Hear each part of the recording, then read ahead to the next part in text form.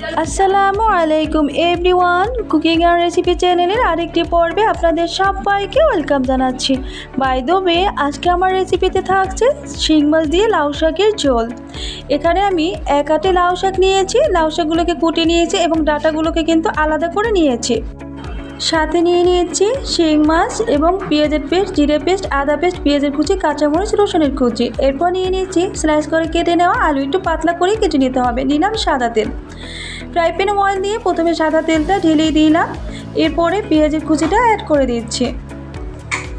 আমার চ্যানেলটি ভালো লাগলে অবশ্যই সাবস্ক্রাইব করে পাশে থাকবেন, প্রেস বাটনটি অন করে দিবেন নোটিফিকেশন সবার আগে পাওয়ার জন্য। লাইক ফলো আর শেয়ার করে দিবেন। বাট এখানে কাঁচামরিচ এবং রসুনের কুচি দিয়ে দিলাম, আর হাফ স্পুন লাল মরিচের গুঁড়ো দিয়ে দিয়েছি, হাফ স্পুন হলুদের গুঁড়ো। আপনারা চাইলে কিন্তু এটা স্কিপও করতে পারেন, এটা দিলে জাস্ট কালারটা হয় এবং খেতেও ভীষণ ভালো লাগে। আদা পেস্ট, পেঁয়াজের পেস্ট, রসুনের পেস্ট অ্যাড করে দিলাম। এরপর দিয়ে দিচ্ছি স্লাইস করে কেটে নেওয়া আলুগুলো। আমি আলুটা এর সাথে অনেক টাইম কুক করে নিব। এরপরে পানি অ্যাড করে দিয়েছি। এই পানিটার সাথে আবারও আমি ভালো করে জাল করে কুক করে নেওয়ার পরে ডাঁটাগুলো দিয়ে দিলাম। ডাঁটাটা আগে এর সাথে ভুনা করে নিব, এতে করে শাকের কালারটা কিন্তু পারফেক্টলি আসবে। আমি যে শাকটা রান্না করব, শাকটা একদমই সবুজ থাকবে, ডাঁটাটাও পারফেক্টলি সিদ্ধ হয়ে যাবে। পরবর্তী টাইমে শাকটা দিয়ে দিলাম, কিছু টাইম ঢেকে জাল করে নিব। এখানে 60% প্রায় কুক হয়ে গেছে।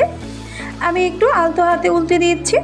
এরপরে একটা ডাল ঘুটনি দিয়ে আমি গ্রেভি করে নিচ্ছি। আমি আলুটা একটু ঘুটে দেব ভাঙা ভাঙা করে, এতে করে শাকের ঝোলটা ঘনত্ব বেড়ে যাবে এবং খেতেও কিন্তু ভীষণ ভালো লাগবে। সম্পূর্ণ মশলাটা একই সাথে অ্যাবজর্ব হয়ে গেছে। দেন এ পর্যায়ে আবারও একটু আলতো হাতে নেড়ে দিয়েছি। এখানে আমার 90% কুক হয়ে গেছে প্রায়। এরপরে আমি শিং মাছটা অ্যাড করে দিলাম।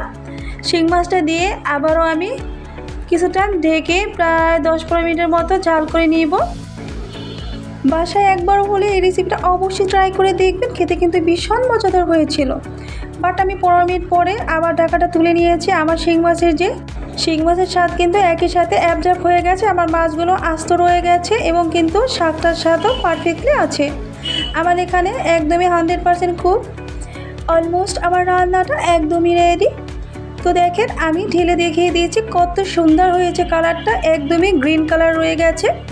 তো অনেকেই আছেন শাক রান্না করেন একটু পাঞ্চা পাঞ্চা হয় এবং কিন্তু কালারটাও ডিসকালার হয়ে যায়। এই রেসিপিটা অবশ্যই স্কিপ না করে সম্পূর্ণ দেখার চেষ্টা করবেন। পারফেক্টলি শাক রান্না করার কিন্তু রেসিপি। তো আপনাদের সাথে আবারও দেখা হবে নিউ রেসিপি নিয়ে। আমার চ্যানেলটি ভালো লাগলে অবশ্যই কমেন্ট করবেন, লাইক ফলো শেয়ার করে দিবেন। আল্লাহ হাফেজ।